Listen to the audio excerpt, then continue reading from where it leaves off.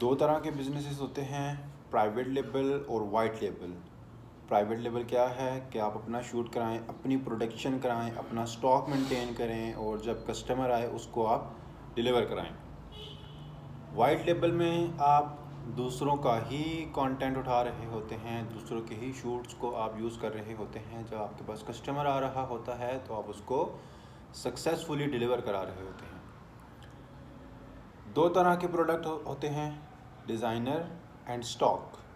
Designer क्या है? जिसमें कस्टमाइजेशंस, एम्बेलिशमेंट की सर्विसेज दी जाती हैं। जिस तरह कस्टमर को जो रिक्वायरमेंट होती हैं उसकी मर्ज़ी के मुताबिक आर्टिकल्स को बनाया जाता है और डिलीवर कराया जाता है।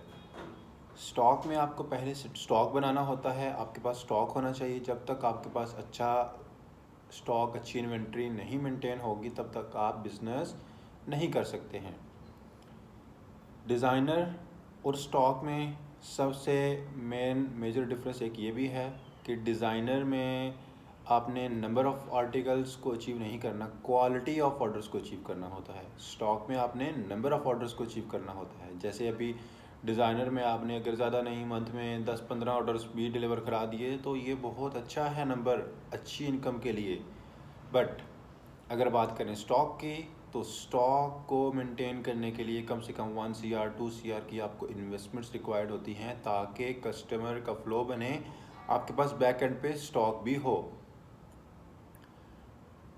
अब बात करते हैं अपॉर्चुनिटी क्या है। जैसे पाकिस्तान में कस्टमाइज्ड डिज़ाइनर के प्रोडक्ट बनाए जाते हैं बट यहाँ पे इतनी ज़्यादा डिमांड नहीं है। क्यों?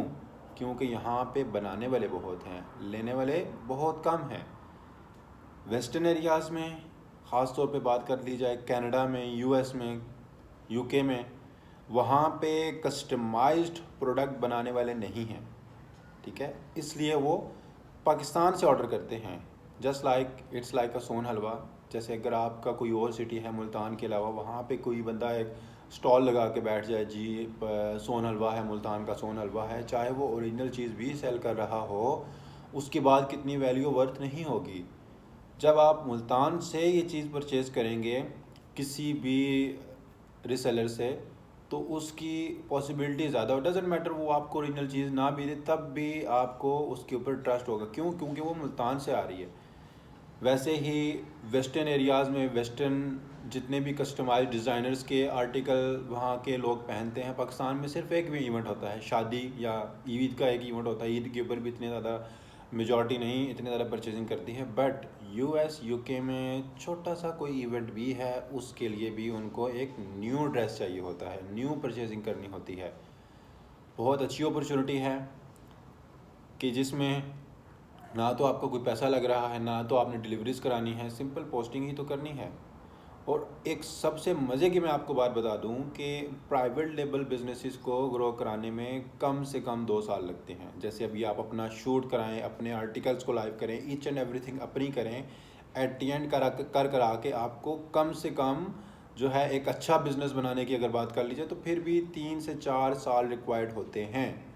But the work you are doing, that is just like no investment, no stock inventory को मैनेज करना, ओनली वन टास्क, पोस्टिंग करें, क्लाइंट आए हमसे, मतलब आप पूछ के उसको रिप्लाई भी करेंगे स्टार्टिंग में। जैसे जैसे आपका आगे बिजनेस बढ़ता जाएगा तो आपकी कंपनी भी रजिस्टर्ड होगी, यानी कि ये सारे स्टेप्स हम आपको बताएंगे, हम फॉलो कराएंगे। पहला काम आपका ये है पोस्टिंग करना और क्लाइंट को अपने सोशल मीडिया के ऊपर लेके आना।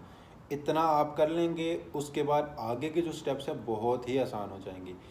अगर आप कंसिस्टेंसी के साथ 25 डेज़ तक पोस्टिंग करेंगे, पॉसिबिलिटी है 2 से 3 ऑर्डर्स। देखें आपके सामने, फिर से मैं आपको एग्जांपल बताता चलूँ कि 1 महीना 20 दिन हुए हैं तो उस लड़के को 12 लाख की ऑर्डर, 12 लाख की सेल उसने जनरेट की है।